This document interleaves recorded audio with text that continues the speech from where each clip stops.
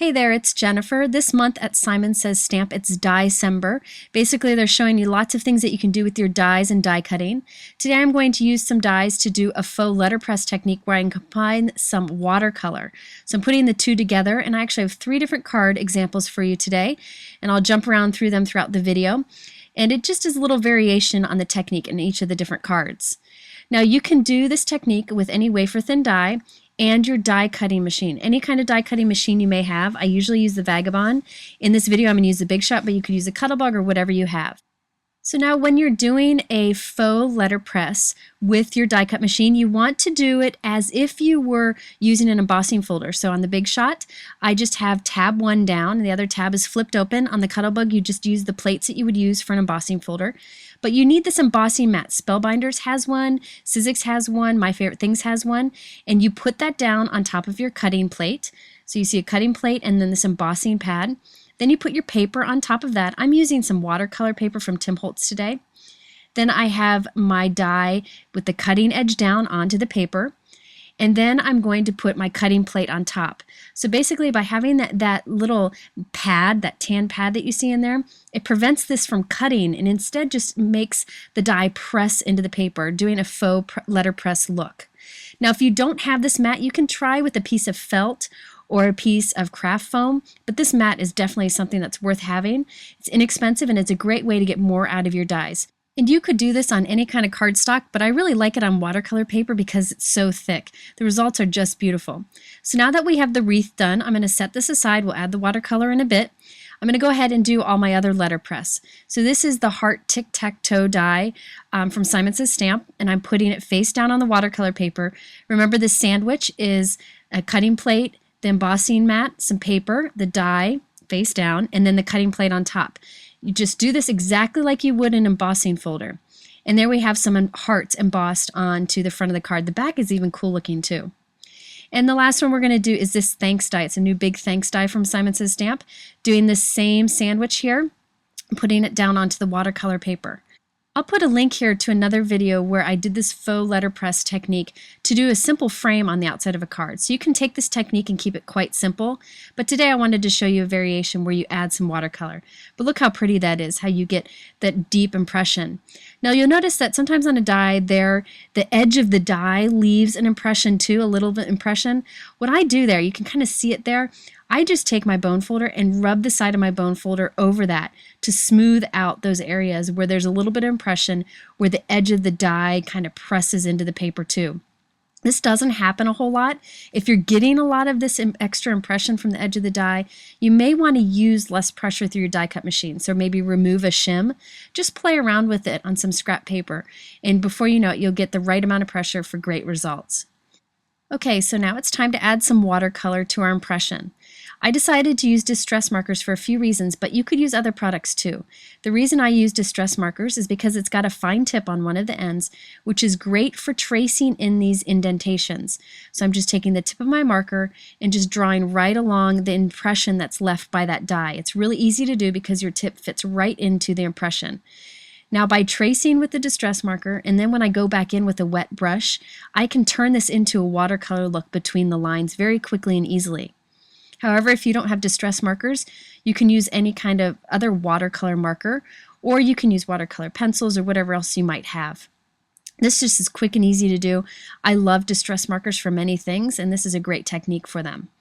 So I'm just going to go ahead and trace all the way around in green, all along those indentation lines. You could in fact leave it like that and not add the water to it and just have the crisp outline. It looks like you hand drew it, but it has that impression too, so there's some depth to it. I decided to go ahead and add the water. So I'm just taking a wet brush here. You can use a water brush. I actually couldn't find mine on my desk, so I'm just using a regular paintbrush here. And you'll see I'm just touching the marker as I'm painting in. And every time I touch the marker, I actually pick up some of the color. So you can see I'm lightly filling in with some color. Just by filling this in with water, that the marker kind of bleeds into it.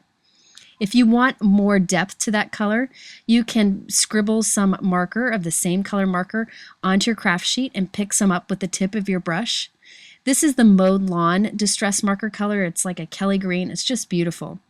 But you can see I'm keeping it very soft by just using a little bit of water with that little bit of marker that I traced on the inside of the impression. You can see the impression in the video much better than in the photo. It's just gorgeous. So now it's time to color in those hearts. I'm tracing the outside, the little indentation, with my picked raspberry distress marker, and this is going to give a soft pink to it. So you'll see here, as I go in with some water and kind of pull some of that color in towards the center, you end up getting a very soft pink. I decided I wanted to get this more vibrant, so I'm actually scribbling some from the brush tip of the same marker onto my craft sheet, adding some water to it, and painting it on. So I'm just kind of making my own watercolor here. So I could do this on if you don't have a craft sheet, you could do this on a piece of plastic or empty wrapper, anything. You can mix some colors on there with your distress markers. So there I'm going to go ahead and do all of the little hearts, and you can see we end up with this great watercolor letterpress look. So now let's go on to one of the other cards, and I'll show you some tricks that I did with this one. This one was very simple because I just used the one die, and I'm just going to add a rainbow of colors. So you can see here I have a variety of distress marker colors. And this is so easy and quick to do. I'm just going to go along and trace the impression of the die once again. I'm starting with the picked raspberry, and then I'm going to move on to, I think, the dried marigold, then the mustard seed, then mowed lawn, and then peacock feathers, and then salty ocean. So I'm just going to kind of let them blend as I go. So I'm doing a little bit of each color, and I usually try to kind of stop at one of the letters, the beginning or end of one of the letters, and overlap slightly so that when I go over it with my wet brush, it allows the colors to kind of blend in between. So just quick and easy to do. Now after I did this, I thought, you know what, I should probably leave this without watercolor in it. I think it'd be great just to leave as is. So you could do this with any type of marker or any type of colored pencil. You don't need to add the water to it. And I think this would be a really cool result. It gives the look of letterpress without, the fuss of letterpress. Especially if you used a lighter color ink, you could get a really cool letterpress look. Now you notice there I was hurrying and I accidentally went outside of the indentation. You can see that purple line there went off the edge, but that's okay. I do this kind of stuff all the time, and thankfully I'm working on white paper, so I'll just take my white pen and just scribble over that, and nobody will ever know. It's a great way to hide little mistakes. Nobody will ever know. Easy to do. And so I think it'd be cool if you left it like this, but of course I tend to take things too far, so I'm just going to go in and trace along with a wet brush. This time I didn't add any color. I just took the wet brush along and traced through the outline that I did here and picked up all the color from the pen that I added here. So that was very soft bit of wash in between the lines, and I just allowed the colors to blend every time I overlapped. Since this card's pretty simple, if you wanted to add some shimmer to this, you could add a little Perfect Pearl pigment powder to your water or something with shimmer, so that when you're filling this all in, you're actually adding shimmer too. So there's the watercolor effect you get with this letterpress look. And then let's move to the watercolor on the third card. I thought the design was pretty simple with these 9 hearts, so I decided to actually add 2 colors to each heart. So I'm actually going to trace the outline of the heart with 2 colors on each of the hearts. So this one I'm doing peacock feathers, and then on the other part of the heart I'm going to do the mowed lawn. So there's actually 2 colors traced on one heart. And again, I'm just going to go in with a wet brush, and here you're going to see that I actually spend quite a bit of time touching the edge where the color is and pulling it towards the center. The more you do this, the more color you're going to draw out and the more watercolor look you're going to get. So I did all the top where there's blue, and now I'm moving down to the area where there's green so that I can allow the 2 areas to kind of overlap in the center. And if you keep going, your color gets more and more vibrant, and you could always add color if you wanted to by picking it up with the wet brush. So there we have one. Now for the other hearts, I'm going to do half the picked raspberry and half with dried marigold, so I can get kind of a 2-tone color there also, a little bit of pink and a little bit of orange. I think this technique would be really fun if, say, you have a large floral die. You can do the stems and such in green, and then you can do the flowers in maybe pink and orange and just kind of let the colors blend in. You get a great watercolor look, but instead of just a flat card, you have this bit of dimension too. And then for the third color combination here, I'm using the Salty Ocean, which is a great blue color, with the shaded lilac, which is kind of a bluish purple. Now I did these 3 color combinations and I just repeated them for the other 6 hearts on the card. So you can see combining watercolor with faux letterpress, you can get great color and great dimension.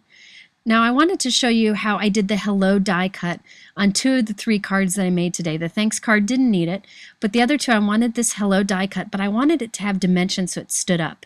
It's hard to put some foam dots behind this tiny little detailed die, so what I did is I die cut it 6 times and I glued them all together on top of each other. So I put some glossy accents on top of one, and then I put another die cut on top of that. Now you'll see you kind of have to fumble with it at first, but because the first few die cuts are so thin and flimsy, but once you build them up, it gets a little sturdy, so it's easier to glue one on top of another after that. After I've glued 5 or 6 layers together, I put one last coat of glossy accents on the top of it, and then I put my die cut that I want to show. I use some die cuts with a view glitter paper. This is like a very subtle glitter paper that doesn't rub off, and I put that die cut on top. So it's white on the sides, but that glitter paper's on the top. I just love the look of this, and this is a great way to do a die cut embellishment that really stands out. So I wanted to add this really thin die cut to my card. The way that I do this is I put a thin layer of glossy accents on the back, and then I use my tweezers. Since this is a really thick die cut, I can use my tweezers kind of on the side here and hold it, and then I can figure out exactly where I want it, kind of hold it right above my card, and once I have it where I want it, I just press it down with my fingers and let go with the tweezers and just hold it there for a couple minutes and you're good to go. Very easy to do. So that wraps up the heart card here. Now for the wreath card, I did the same thing. I just used a darker silver paper and layered up some hellos behind it. Kept that clean and simple. Now I decided I also wanted to add some shimmer to the watercolor, so I'm going back with my Wink of Stella pen to just add a little bit of shimmer to all the hearts on here. It's hard to see in the video, but in person it really kind of catches the light and adds just a little something to it. So there you have an idea for combining watercolor with faux letterpress to get some color and dimension. If you're interested in any of these products, they're all linked below in my YouTube description, or you can head over my blog at jennifermcguireinc.com where I have lots of other information. Thanks so much for watching, and we'll see you again in the next video.